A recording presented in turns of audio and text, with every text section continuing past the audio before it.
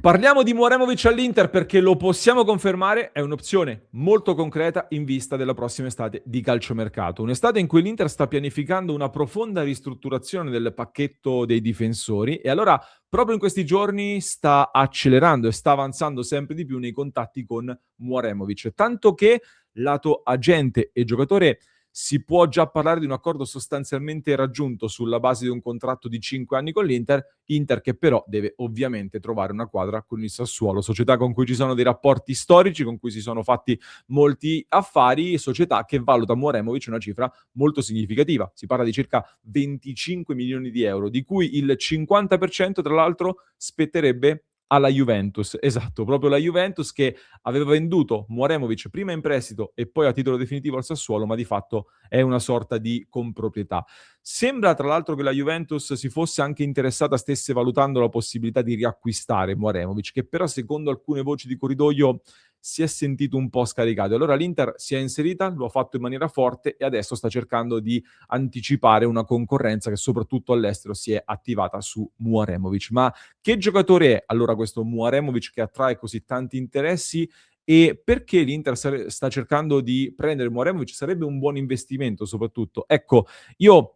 l'ho seguito per diverso tempo, l'ho analizzato in maniera più approfondita ora che le notizie si son fatte sempre più concrete e mi sono fatto un'idea sul perché l'Inter voglia andare a prendere Mouremovic. Ne parliamo allora in questo nuovo episodio di oggi, dove vi do il benvenuto e ben ritrovati amiche e amici interisti. Se non l'avete ancora fatto, lasciate un mi piace, iscrizione al canale, mi raccomando, continuate ad iscrivervi al canale e soprattutto, però, vi aspetto nel club di Passione Inter. Questo è il QR code da inquadrare adesso, da scannerizzare, oppure trovate il link in descrizione per entrare nel club, dove nelle prossime ore è in programma un nuovo appuntamento con le nostre sessioni di scouting, di analisi e di approfondimento, quindi se vi piacciono queste cose le facciamo insieme al club nella nostra community a cui potete accedere con il QR code o il link in descrizione. Questo format ormai lo conoscete, quando si riaccende il mercato è sempre uno dei più apprezzati. L'identikit di Mouremovic come sempre parte dalla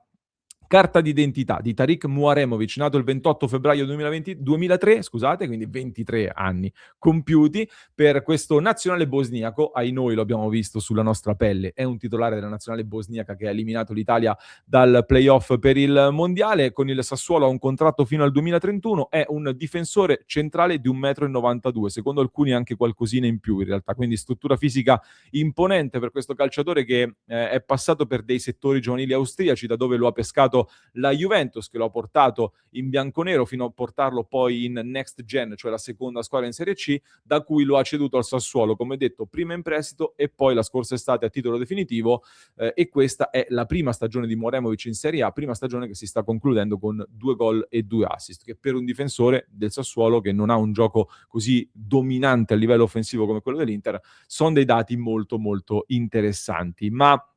che difensore è allora Mouremovic? Che giocatore è? Dicevamo difensore mancino, sì, è soprattutto un centrale mancino di difesa a 4 in questo momento, ma volendo gioca anche a sinistra, diciamo in una difesa a 3 sostanzialmente. Questa è una heatmap che ci mostra quali sono nella zona rossa, quindi le zone che occupa principalmente in campo come richieste del Sassuolo e del tecnico Fabio Grosso. Comunque per essere un difensore centrale mancino ha anche una proposizione in avanti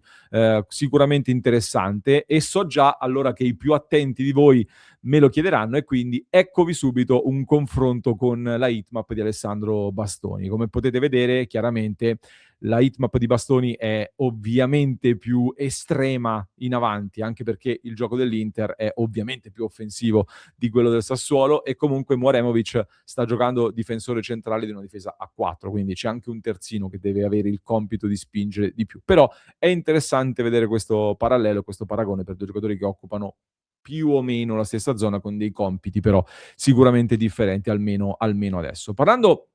delle caratteristiche, Mouremovic ha più volte raccontato di aver studiato molto Chiellini come tipologia di difensore. So già che qui qualcuno storcerà il naso, però cominciamo già un pochino a collocarlo. È sicuramente più moderno come caratteristiche, ci dà però il riferimento di un giocatore, di un difensore più marcatore, più difensore puro, che comunque non ha due mattoni ai piedi. Anzi, nei punti di forza di Mouremovic, infatti, io ho inserito intanto la forza fisica, perché chiaramente è la prima cosa che ti balza all'occhio con la sua struttura. Quindi i duelli aerei, dove è quasi dominante o comunque ha dei valori molto importanti, il senso della difesa sicuramente è una prima cosa che balza all'occhio, ma poi il gioco con i piedi, perché come dicevo è un giocatore comunque abbastanza educato tecnicamente, soprattutto nella propria metà campo,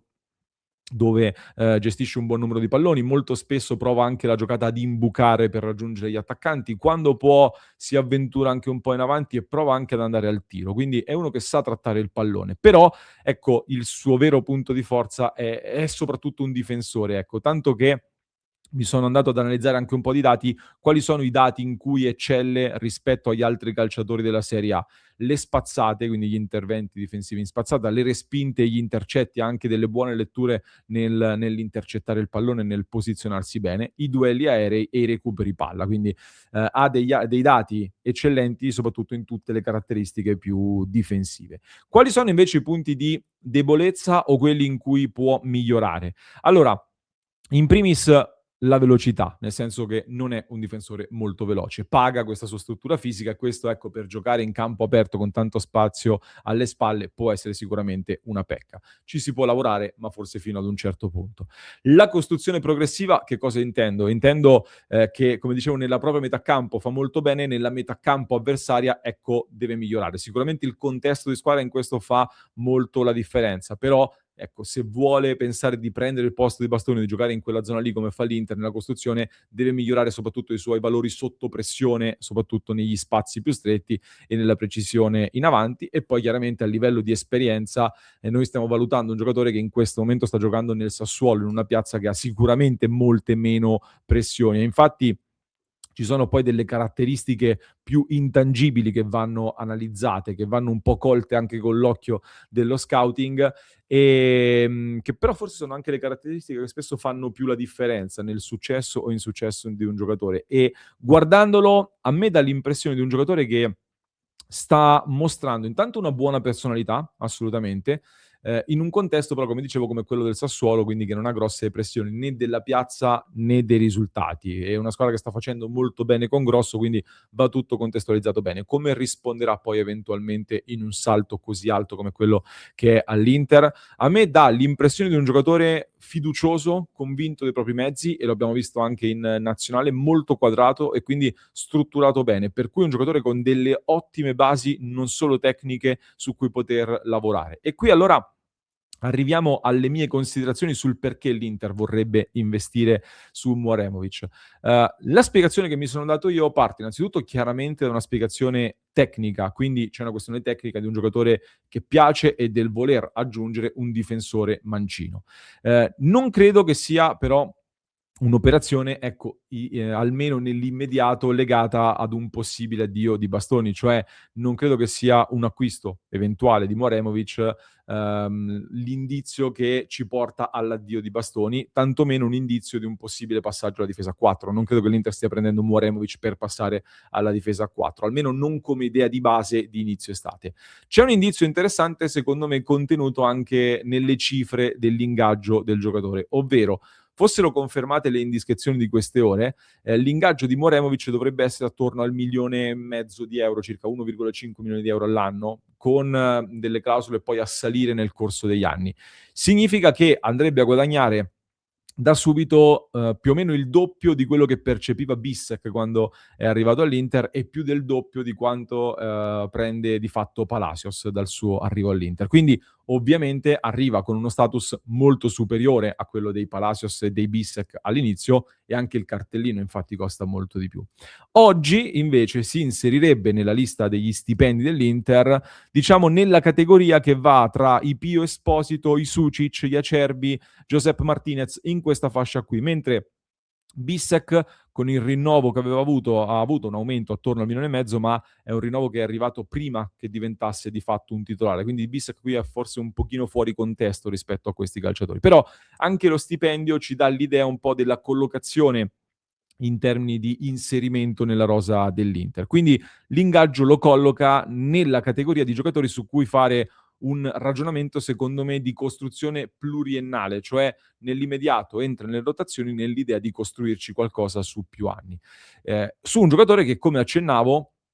ha attirato anche interessamenti esteri. Vari articoli segnalano, ad esempio, che degli scout del Manchester United sarebbero rimasti abbastanza colpiti da questo calciatore che viene visto come un profilo che può diventare da Premier League. Quindi occhio a questi interessamenti dalla Premier League. E qui, per certi versi, allora mi ricorda un po' anche quanto è stato fatto un anno fa con Bonnì, un profilo che si è appena affacciato alla Serie A, che forse potrebbe anche dover completare un attimo di maturazione in provincia, ma su cui l'Inter invece anticipa i tempi, ci mette una cifra comunque importante perché vede in lui un giocatore che può entrare subito nelle rotazioni e su cui può costruire delle cose, portando magari questo giocatore a diventare poi o un titolare del futuro oppure può avere anche un mercato importante all'estero. Questa è l'idea che mi sono fatto. Nel frattempo rimane per me l'idea, come detto, a prescindere da quello che succede con Bastoni, di affiancare poi a Mouaremovic eventualmente anche un altro centrale più esperto. Tra l'altro l'agente di Çalhanoğlu, che è lo stesso che segue Solé dell'Udinese, profilo che so che vi piace molto, Solé ha 3 anni in più di Mouaremovic, quindi potrebbe essere un profilo anche un po' più esperto da affiancare, e lo stanno proponendo. L'agente di Çalhanoğlu lo sta proponendo molto all'Inter, mentre piace molto anche Mario Chila, che sta facendo benissimo alla Lazio, sta facendo una stagione super e ha lo stesso agente di Lautaro Martinez, ma costa probabilmente qualcosina in più. E quindi Mouaremovic più un altro per fare dei ragionamenti nell'immediato, ma soprattutto in ottica pluriennale. Fatemi sapere voi che ne pensate di questo profilo, se lo conoscevate, se lo avete seguito, se vi piace oppure no, come vi muovereste voi anche nell'idea di una nuova difesa che perderà Acerbi, perderà Darmian, potrebbe perdere De Vrij, c'è la questione Carlos Augusto da tener d'occhio, quindi tanti movimenti da fare lì dietro. Vi aspetto nei commenti, vi aspetto nel club e vi lascio con un altro approfondimento che trovate in descrizione per chi ci ascolta in podcast, mentre per chi ci segue su YouTube vi basta cliccare qui.